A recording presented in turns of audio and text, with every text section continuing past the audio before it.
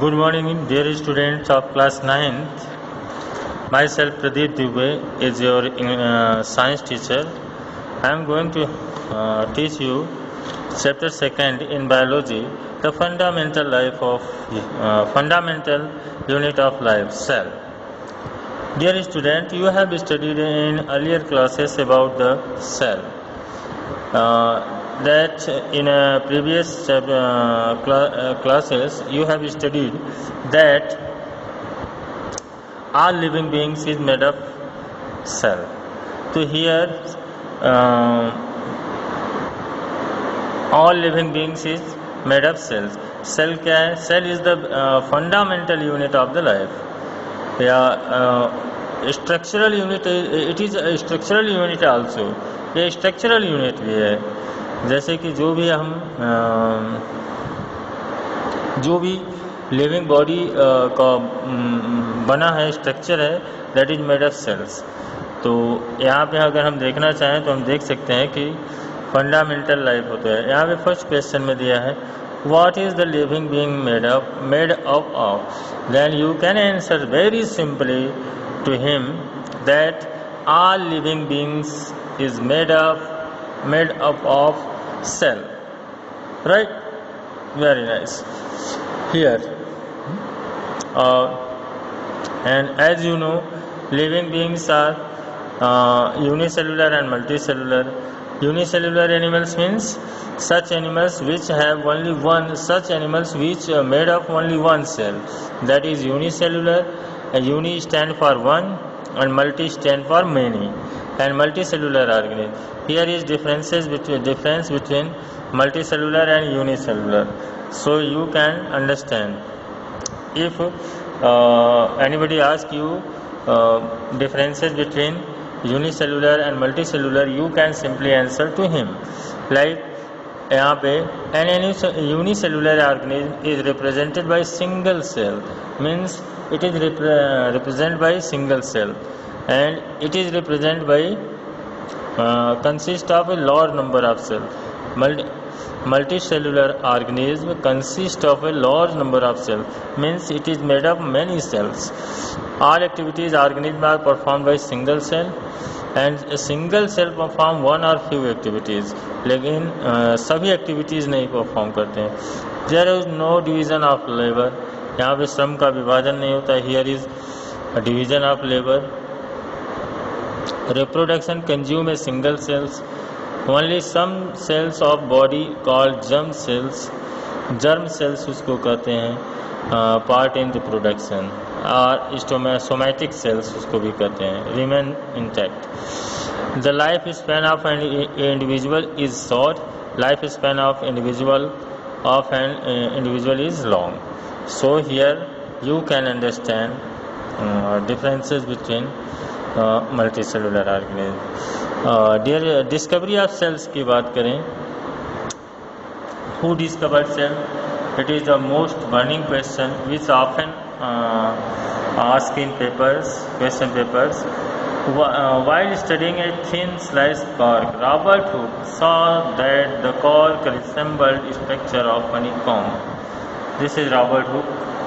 He discovered a cell in 1605, and he discovered the cell in cork, slice of cork.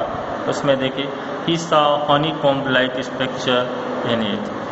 And here the word cell is derived from the Latin word cellula. Cellula से बना है, जिसका मतलब होता है which means जिसका मतलब होता है a little room. An English scientist, Robert Hooke, in the 1665 discovered and named the cell. Name भी उसका cell दिए थे. Hooke observed cork, a honeycomb-like porous structure उन्होंने देखा था. यहाँ पे देख सकते हैं anti von लुवेनहॉक 1674 Dutch microscopist made an improved microscope, and using this microscope he discovered the free living cells. उन्होंने फ्री लिविंग सेल्स को डिस्कवर किया. यहाँ पे देखिए नाम दिया हुआ है उन्होंने जो है कि सेल थियरी भी दिया, ठीक है। Cell theory in 1838 Jacob Matthias Schleiden, a German botanist, first proposed the idea that all plant consist of cells.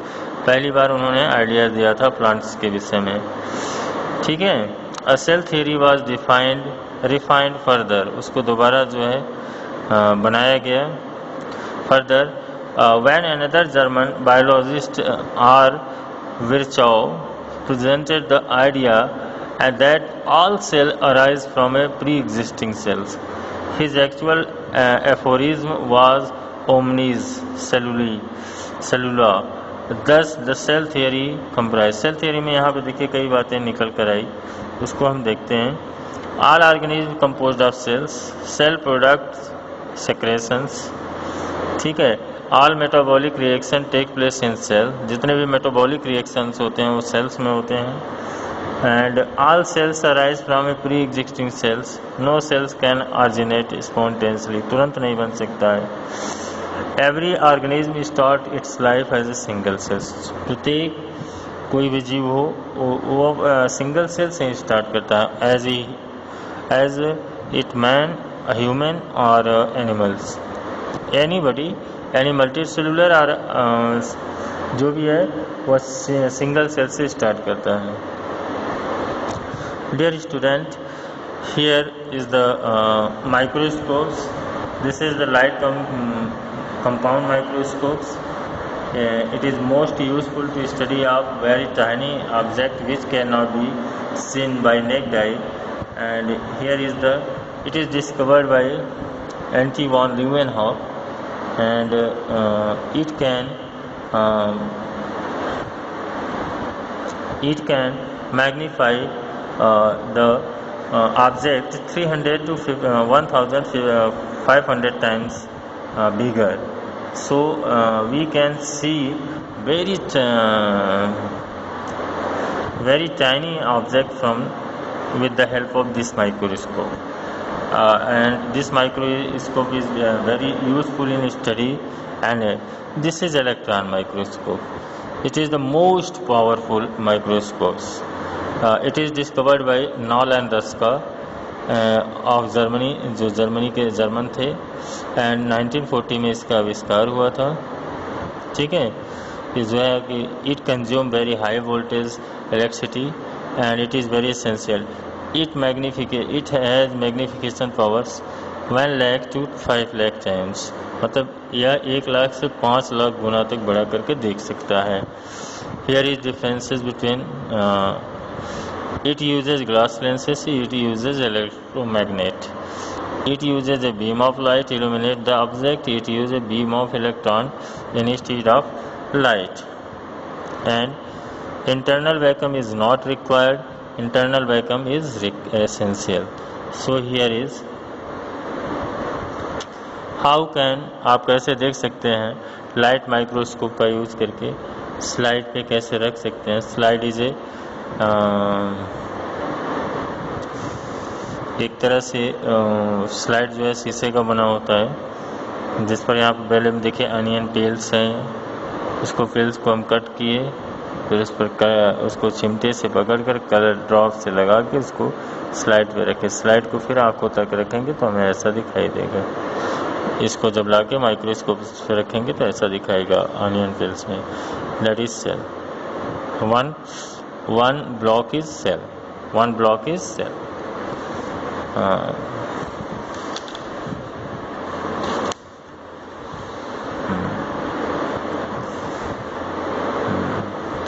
Here is the few terms which you can. Protoplasm क्या है? The content of living cell contained within a plasma membrane from protoplasm. ठीक है, means liquid जिससे जो है कि वो भरा रहता है cell, that is protoplasm. Protoplasm is usually differentiate into the nuclear and cytoplasm. Nuclear और साइटोप्लाज्म को अलग अलग करता है एक तरह से. जीन क्या है? ये हेरिडिटरी इंफॉर्मेशन को कैरी करने वाला मटेरियल है। Gene is inherited from the one generation to next, determine and observable characters और ट्रेट को जो है कि ट्रांसफ़र करता है। Gene have to carry coded information of parents to their children for progeny. तो ये जीन का मेन फंक्शन है, it carries traits, special trait to one generation to next generation, and it has different codes for different traits. अलग अलग codes के लिए, traits के लिए अलग अलग इसमें कोड्स होते हैं। डीएनए, ये भी देखिए एक deoxyribonucleic acid polymeric nucleic acid है ये। आरएनए राइबोन्यूक्लिक एसिड होता है, ये भी एक पॉलीमेरिक न्यूक्लिक एसिड है। It is made of protein, both made of protein. देखिए यहाँ पे अगर हम बात करें, अब हम लोग बात करेंगे prokaryotic and eukaryotic cell. Prokaryotic cells क्या होते हैं? Non cellular organism that do not contain any cell in their body organism. Virus इनको नॉन सेलुलर कहते हैं, जैसे वायरस, एनी मेम्ब्रेन, ऐसे होते हैं। सेलुलर ऑर्गेनिज्म जिसमें सेल कंटेंट्स होते हैं। तो इसे आप समझ गए कि धरती पे जो है कि दो प्रकार के जीव होते हैं, सेलुलर एंड नॉन सेलुलर। अगर बच्चों आपसे पूछा जाए आर यू सेलुलर, तो I think your answer will be yes sir, we are cellular, right? If I ask you here is goat cellular animal or non cellular animal, then you can simply answer that goat is cellular animal, right? अब मैं जैसा cellular animals में here is two types of cellular animals, prokaryotic cells cellular and eukaryotic cellular. Prokaryotic means जिसमें cells develop नहीं होते, incomplete cells होता है, primitives होते हैं। They contain prokaryotic cells in their body structure. Prokaryotic cells have all basic structure of tropical cells but lack of nuclear. इसमें nuclear की कमी होती है, nuclear membrane around their genetic substance DNA. DNA जो genetic substance होता है उसका कमी होता है। यहाँ पे भी देख सकते हैं इस फिगर में प्रोकैरियोटिक और यूकैरियोटिक में डिफरेंसेस भी दिया गया है। साइज ऑफ इज जनरली इतना 1 मिलीमाइक्रॉन, तो यहाँ पे देखिए 5 to बड़ा है eukaryotic. Nucleus is absent, nucleus is present. Single chromosome, more than 1 chromosome. Nucleolus is absent, nucleolus is present. Membrane bound cell organelles, यहाँ पे देखिए cell division takes place by fission budding, यहाँ पे cell division takes by mitosis. तो this is differences you can understand. Dear student, यहाँ पे मैं आप लोगों को कुछ वर्क भी दे रहा हूँ। आप लोग right differences between prokaryotic and eukaryotic cells. Also draw the figure of prokaryotic and eukaryotic cells, and also write differences between unicellular and multicellular. So student, you can do it.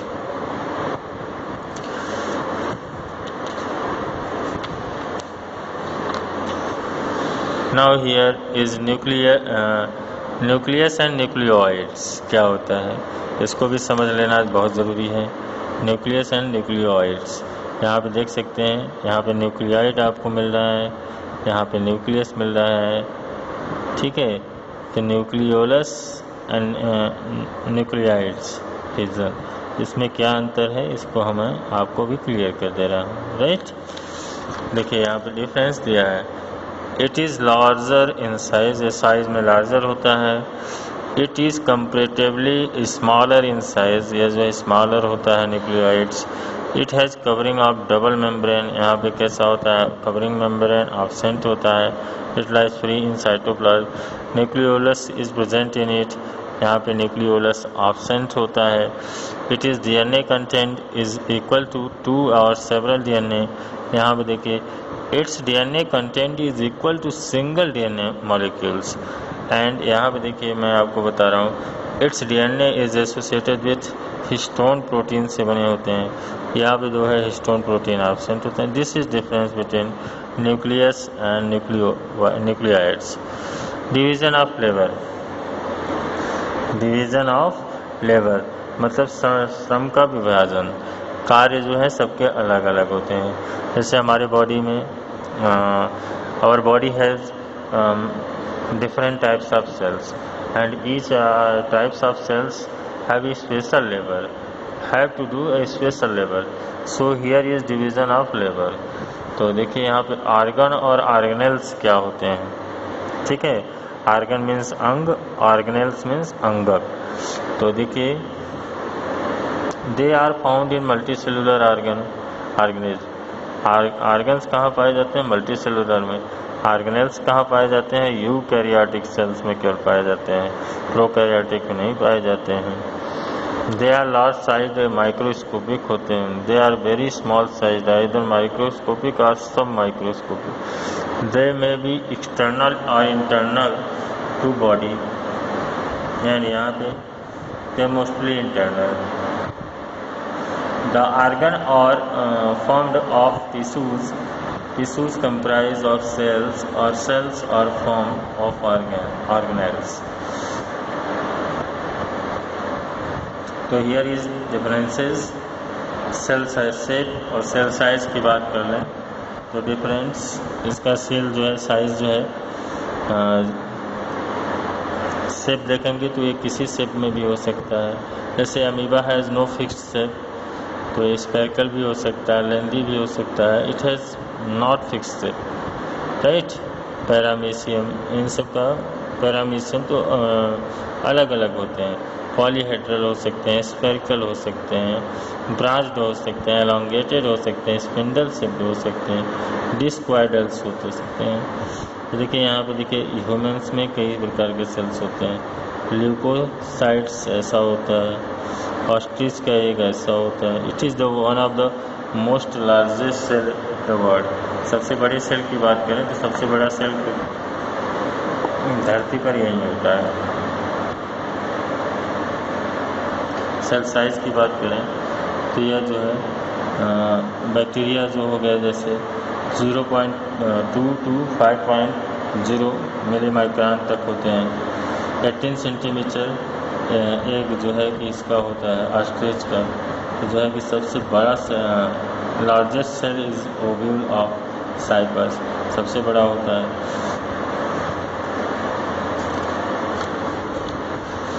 Dear student, for today I am going to stop you here, so I will send you next video very soon. Thank you very much. Good day.